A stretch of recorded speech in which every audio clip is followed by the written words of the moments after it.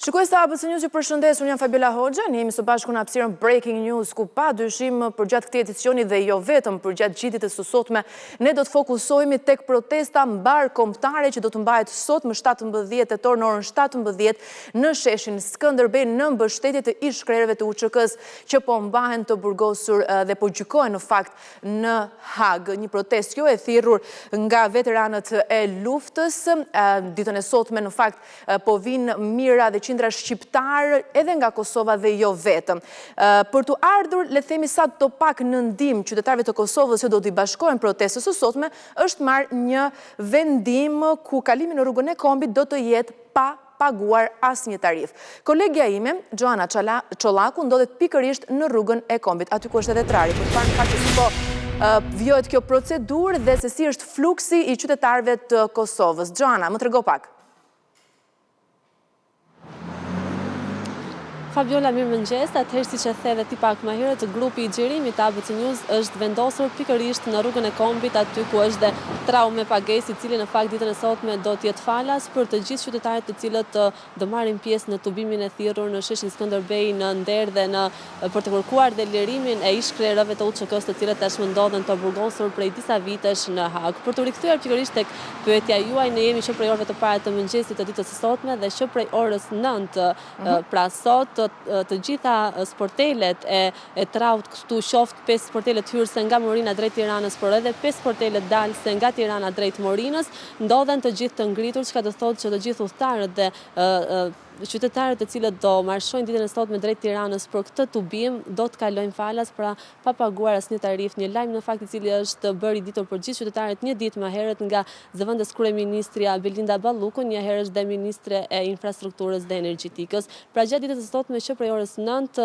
qytetarët kanë pasur mundësinë dhe kanë ende në orët në vijim deri nesër në orën 9 të mëngjesit që të kalojnë falas pa paguar asnjë tarif për t'u bashkuar protestës së sotme. Në fakt dhe synimi i kësaj ishte pikërisht për t'ju ardhur për t'u solidarizuar me protestën e ditës së sotme dhe për t'ju ardhur sadopak në ndihmë të gjithë udhëtarëve sa i takon pagesës. Sa i takon numrit të automjeteve të cilat duat më tregosh pak edhe për numrin e automjeteve, si janë të organizuar, sepse teksa ti po raportoje, ne po shikonin disa pamje që padyshim ti së bashku me operatorin i keni parë dhe i keni xhiruar, janë me flamujt të Shqipërisë, flamujt Kosovës, thirrje për ish-krerët e UÇK-s. Më trego pak si janë të organizuar, me mjete të vogla, me autobus, si është atmosfera, çfarë thon ata nëse ke patur mundësi edhe tu marrësh një opinion?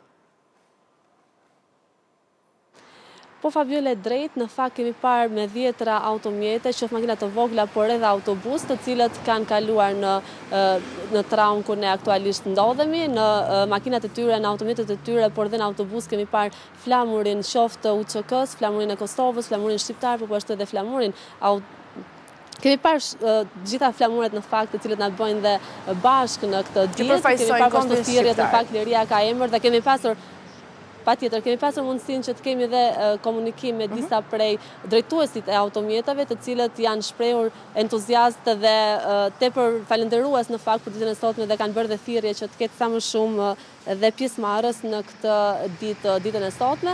Duhet thënë që prej orëve të para të mëngjesit kemi takuar dhe gjatë rrugës në fakt kur ne po udhtonim nga Tirana drejt rrugës së kombit ku ne aktualisht ndodhemi, jemi hasur dhe me makina automjete kemi shkëmbyer pra në rrugë dhe automjete të cilët kanë ardhur që në orët e para të mëngjesit, por në këtë moment shohim që kemi një numër pak më të shtuar në krahasim me orë më herët, ndërkohë që pritet që gjatë ditës së sotme të kalojnë me 10 automjete në fakt, pasi dhe sipas organizatorëve të organizatës të veteranëve të luftës të UÇK-s, ditë më herët kanë bërë të ditur që janë organizuar me autobus dhe me mjete të tyre private, të cilët do udhtojnë nga Morina drejt Tiranës për të protestuar, por në fakt jo vetëm nga Morina, pasi pritet të ketë një numër të lartë qytetarësh me mijëra qytetarë të cilët bashkohen dhe nga diaspora dhe kudo ku ka shqip folës, pra kudo ku flitet shqip, do mblidhen në këtë tubim i cili pritet të mbahet në orën 17 në sheshin Skënderbej. Duket që shtot fluksi i automjeteve, do të jenë me qindra dhe me mijëra shqiptarë në këtë protestë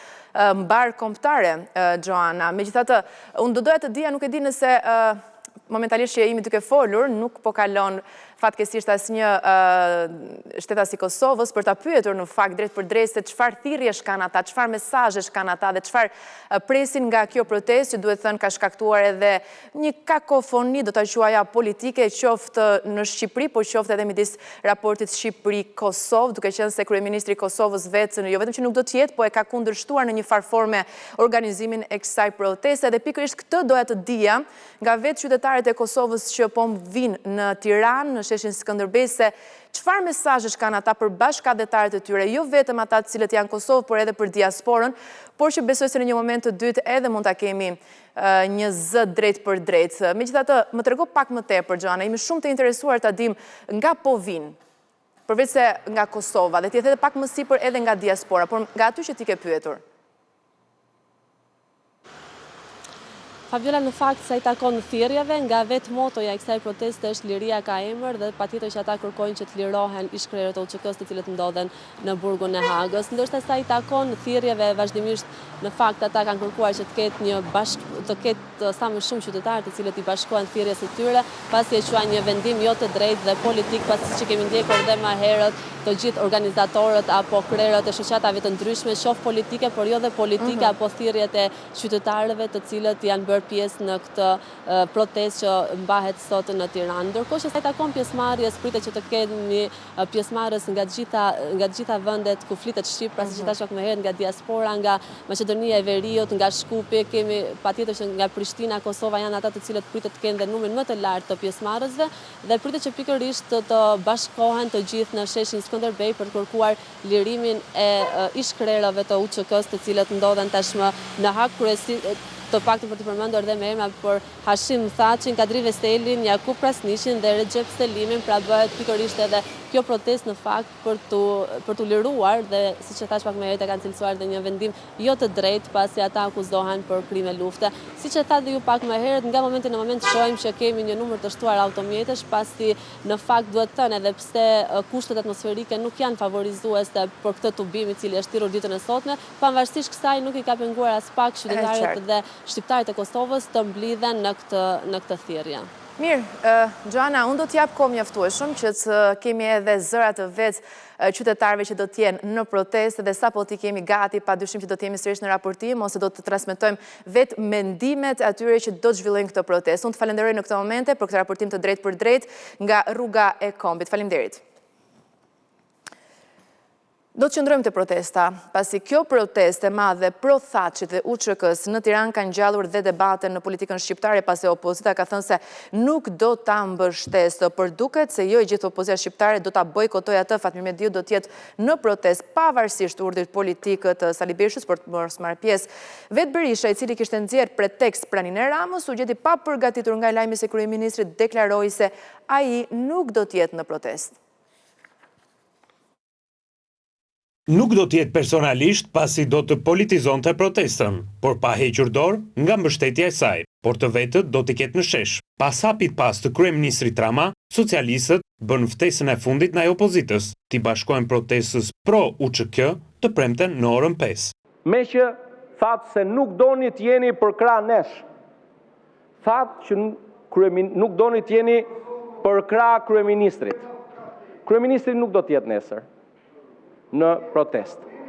Hajde, pse nuk vini? Sigurisht me kushtin që e bëri, me kushtin që të mos e politizojmë. Doktori e kishte ndarë mendjen për mos ju bashkuar, por u kap në befasi. Nëse nuk shkon Rama, a do shkoj ai? Ky është vendim politik i Partisë Demokratike. Përpiqet tani dhe do dilte kishte përgatitur fjalimin 1 orë. E kuptoni ju?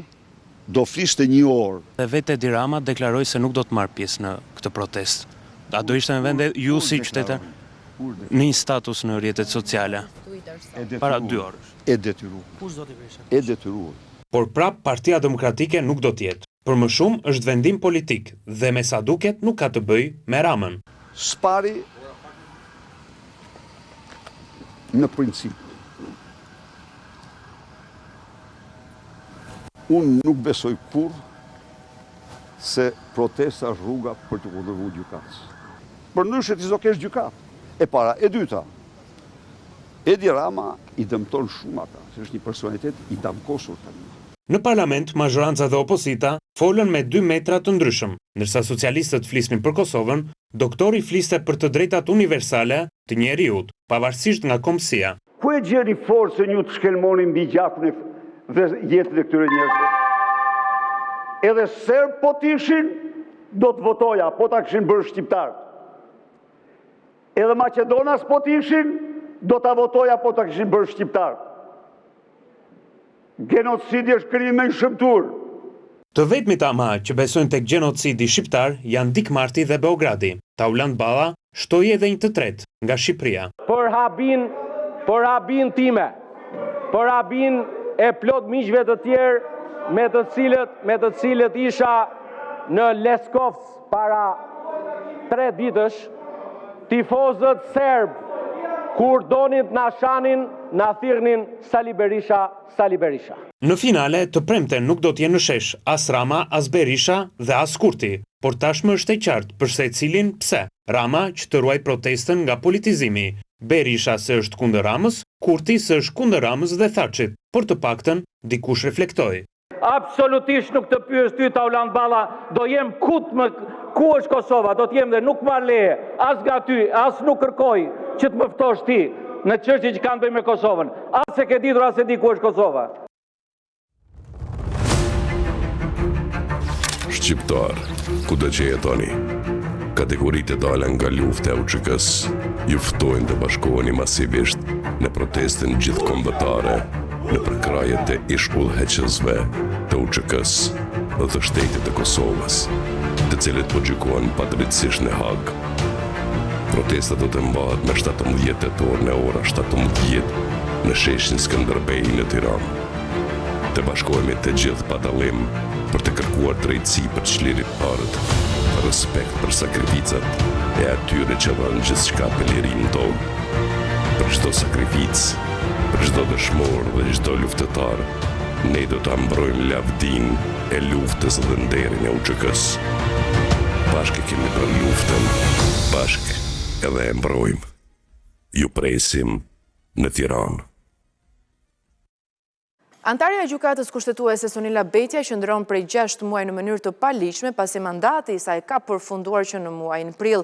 Ka qenë vetë kolegji i antarëve që ka arritur në këtë vendim pasi kreu i shtetit, i cili ka radhën e propozimit, i kërkoi atyre të interpretojnë rastin e saj. Sonila Betja, bashkëshortja e drejtorit të televizionit opozitar Syri, ishte antarja që lejoi hapjen e gjyqit në kushtetuese pas padisë Erion Veliajt. Sonila Betja nuk do t'jetë më gjyqtare e gjykatës kushtetuese.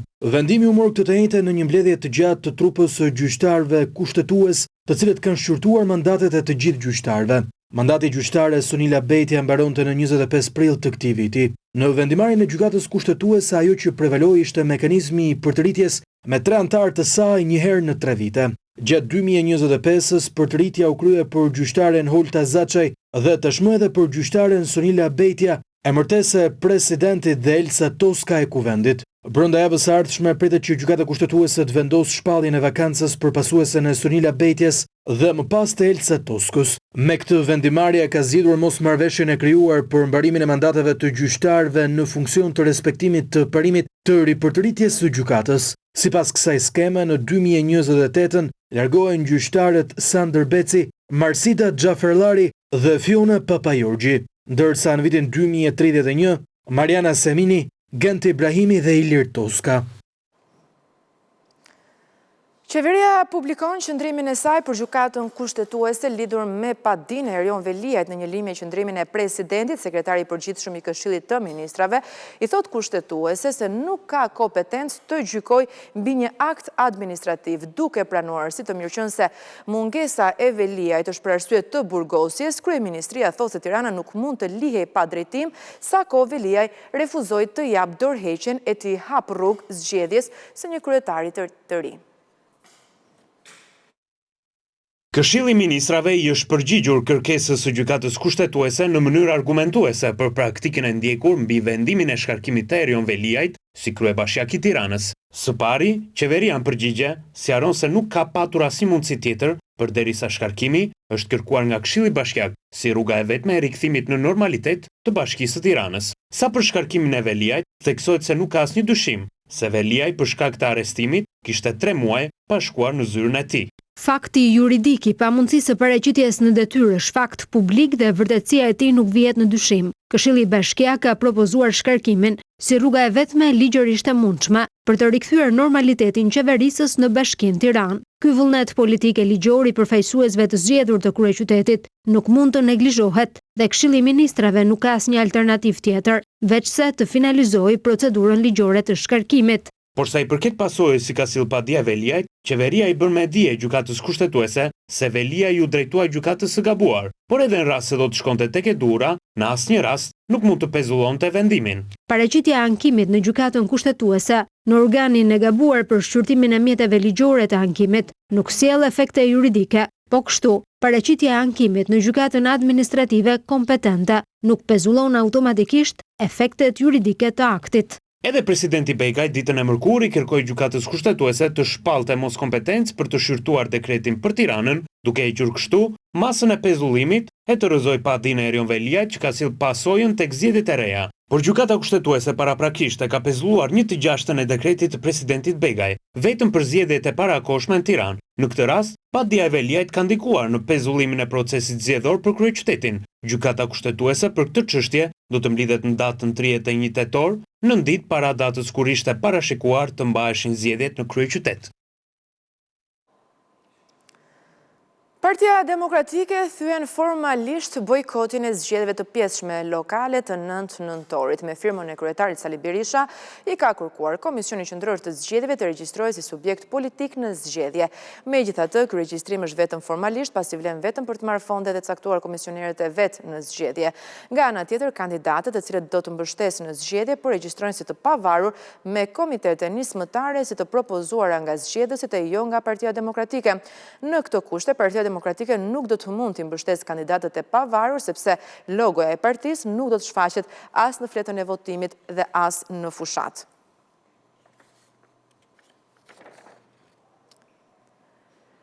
Parlamenti shtyu për seancën e radhës votimin për ngritjen e komisioneve të posaçme për reformën zgjedhore dhe atë territoriale. Në nisje të seancës, Partia Demokratike depozitoi 2 amendamente ku kërkonte që njëjtësi zgjedhorja edhe Komisioni për Territorialen të ngrihej mbi bazën e barazisë pozit-opozit. Mazhoranca u shpreh gatshme ta diskutojë këtë kërkesë të ditët në vijim me qëllim që 2 komisione të miratojnë me konsensus. Drafti aktual parashikon që territoria të drejtohet nga shumica e cila do të ketë 9 antar në komision, Partia Demokratike 6 antar, ndërsa nga 1 antar 2 grupet e tjera të opozitës. Ndërsa Komisioni për Zgjedhorën do të përbëhet nga 16 antar, nga të cilët 8 do të jenë nga Partia Socialiste dhe 8 nga partitë e tjera parlamentare, po ashtu punimet e tij do të drejtohen me bashk kryetar, duke mundësuar vendimarrje konsensuale.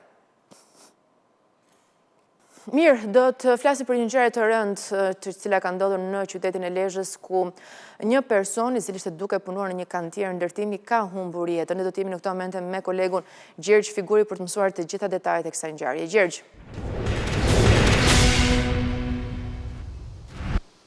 Gjergj, të përshëndes, ngjarja më konkretisht ka ndodhur në Shëngjin, megjithatë na jep pak detaje të lutem, si ka ndodhur dhe kush është personi I cili ka humbur jetën? Po, si që thatë edhe ju, fatkeqësisht një 36 vjeçar nga fshati Plani I Lezhës ka humbur jetën pasi ra nga lartësia një objekti që po ndërtohej në zonën e Kunës në Shëngjin. Gedian Zefi në fakt nuk ka mundur të mbitoj plagëve të marra pasi gjatë kohës që ishte në punë duke pastruar të paktën sipas të dhënave paraprake në pjesën e sipërme pranë një gropa ascensori ka humbur ekuilibrin dhe ka rënë nga një lartësi e lartë që përpasoi në fakt I shkaktoi edhe atij vdekjen e njëhershme pa mundur të marrë ndihmë mjekësore.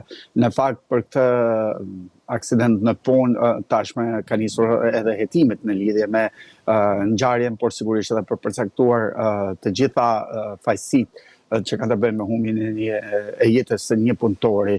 Nga të dhënat paraprake, tashmë policia ka shpallur në kërkim drejtuesin teknik të firmës që po merren me ndërtimin e pallatit, por ndërkohë nga ana tjetër bëj me dije se në fakt punojësit 36 vjeçar nuk ishte me dokumente të rregullta në punë, pra nuk ishte i siguruar, çfarë ka bërë që në fakt të ndiqen edhe hetimet e tjera, jo vetëm ato të shkeljes së rregullave në punë, por edhe për mënyrën e punësimit jashtë kushteve të punonjësve që po kryenin punimin pikërisht në këtë pallat. Duhet tekstuar në fakt shqetësimi që kemi patur, le të themi, gjatë vitit të fundit. Ky është rasti 4 i humbjes së jetës së punonjësve pikërisht në kantieret e ndërtimit, çfarë ngre një alarm pikërisht për sigurinë që kanë punonjësit në këto kantiere, por edhe nevojën për kontrole për zbatimin e këtyre masave, kryesisht nga kompanitë që kryejnë punimet, por edhe nga drejtuesit teknik të tyre, të cilët përveç se duhet të sigurojnë atyre kushte dhe të sigurta në punë, edhe duhet të jenë në fakt edhe të siguruar. Sigurisht, fatkeqësisht 36 vjeçari Ndiaz Zefi nuk mundi të mbijetoj plagëve të marra për shkak të lartësisë së lartë që patë, duke rënë më pas edhe në pjesën e betonit, çka rezultoi fatale pikërisht për 36 vjeçarin. Mirë, Gjerish, të falenderoj për këtë raportim të drejtë për drejtë sa i përket e kësaj ngjarje të rëndë që ka ndodhur në Shëngjin. Kalojmë te një tjetër zhvillim, do të flasim ashtu për një ngjarje tjetër të rëndë ku pak kohë më parë në maternitetin Koço Glozheni, një sapo lindur, një foshnjë e gjinisë femërore humbi jetën, dhe nëna e saj padyshim që këtë rast e ka denoncuar. Pas nisjes së hetimeve, prokuroria në fakt ka marrë të pandehur 2 mjekët ginekolog, bëhet fjalë për Ervis Vatën dhe Aida Hoxha. Të dy ata akuzojnë për neglizhencë në trajtimin mjekësor dhe mos veprim në kohë që çoi më pas në humbjen e jetës të sapo lindurës. Për të kujtuar edhe një herë si ngjarje, foshnja ka humbur jetën gjatë procesit të lindjes. Nga aktet e ekspertimit ka dalë qartë se vdekja e foshnjës erdhi si rezultat i dëmtimeve të rënda gjatë lindjes të shkaktuara nga përdorimi i forcepsit, një mjet që përdoret zakonisht në lindjet e vështira, kur lindja natyrale nuk përparon ose kur është tepër vonë për ndërhyrjen kirurgjikale. Sipas ekspertizës mjekoligjore, dëmtimet kanë çuar edhe në një shok traumatik hemoragjik të foshnjës dhe si pasojë e komplikacioneve të paparashikueshme. Në fakt nuk janë pasojë e një komplikacioni të paparashikueshëm, por rrjedhoi direkte e mungesës së ndërhyrjes në kohë që do të kishte shmangur përdorimin e forcepsit nëse lindja do të ishte bërë në mënyrë cezariane, siç ishte planifikuar paraprakisht. Por në fakt 2 mjekët, Ervis Vata dhe Aida Hoxha, nuk kanë vepruar në kohë duke marrë një vendim të gabuar çka solli dhe humbjen e jetës së foshnjës të posalindur. Të dielën në kryeqytet mbahet edicioni i 9 i maratonës së Tiranës. Eventi i rëndësishëm sportiv do të mbledh vrapues nga e gjithë bota. Shumë rrugë të Tiranës do të bllokojnë atë ditë, ndërsa policia rrugore ka marrë masa për devijimin e qarkullimit. Dielën e 19 tetorit, Maratona e Tiranës vjen në edicionin e saj të 9. Ngjarja më e madhe sportive në kryeqytet do të mbledh mira vrapues nga e gjithë bota. Në perimetrin ku do të zhvillohet gara do të ndalohet qarkullimi i automjeteve. Bllokimi i lëvizjes së makinave do të nisë të shtunën, ku do të mbahet dhe aktiviteti që i paraprin maratonës. Në rastin e Fun Run, aktivitet sportiv ku do të garojnë nxënës të shkollave. Nga sheshi Nën Tereza deri në fundin e bulevardit Dëshmorët e Kombit, nuk do të lejohet qarkullimi i automjeteve nga ora 9 e mëngjesit deri në 11 paradita. Ndërkohë të dielën rrugët që do të bllokohen do të jenë më të shumta në numër dhe për një kohë më të gjatë. Për shkak se Tirana këtë vit mban titullin kryeqyteti mesdhetar i kulturës dhe dialogut, maratona do të shtrihet në rrugët kryesore të qytetit. Bashkia dhe policia e shtetit kanë hartuar një plan masash për devijimin e qarkullimit të automjeteve. Nga ora 8 e mëngjesit deri në 4 të pasdites, qarkullimi i automjeteve do të kufizohet nga sheshi Nën Tereza në bulevardin Dëshmorët e Kombit, në zonën e ish-bllokut pranë ambasadës italiane, bulevardin Bajram Curri, kryqëzimin me rrugën e Elbasanit, rrugën George Bush, bulevardin Zogu i Parë, rrugën e Durrësit, të Kavajës, Myslim Shyri, bulevardi Jeanne d'Arc nga kryqëzimi me gjykatën e Tiranës deri te kura e vogël e Lanës. Makinat mund të lëvizin në unazën e mesme të kryeqytetit, kryqëzimin e rrugës Elbasanit dhe bulevardin Jeanne d'Arc me drejtim të detyruar, përkatësisht djathtas dhe majtas. Kryqëzimin e rrugës së barrikadave me rrugën e Dibrës, drejtime të detyruara në funksion të pezullimit të qarkullimit në segmentin e Unazës së vogël, me dalje në bulevardin Zogu i Parë. Në rrugën Minapeza, drejtime të detyruara në funksion të pezullimit të qarkullimit në segmentin e rrugës së Durrësit. Në kryqëzimin e 21 dhjetorit, drejtime të detyruara në funksion të pezullimit të qarkullimit në segmentin e rrugës së Kavajës. Në kryqëzimin Vasil Shando, drejtime të detyruara në funksion të pezullimit të qarkullimit në segmentin e bulevardit Bajram Curri dhe në kryqëzimin e rrugës Adem Jashari, drejtim të detyruar në funksion të pezullimit të qarkullimit në segmentin e rrugës me dalje në rrugën Ibrahim Rugova. Devijim të lëvizjes do të ketë dhe për autobusët urban, ndërsa efektiv të policisë do të jenë në terren për të ndihmuar në qarkullimin e automjeteve. Dhe kështu kemi ardhur në fund të Breaking News. Unë juftoj të klikoni në webin tonë abcnews.al ku do të keni mundësi të gjeni të zbardhur në kohë reale gjithçka ndodh në vend, rajon dhe botë. Pashtu në radio ju mund të na ndiqni në frekuencat 105 FM. Genta Dobra vjen pas pak në Shqipëria sot. Faleminderit që na ndiqni.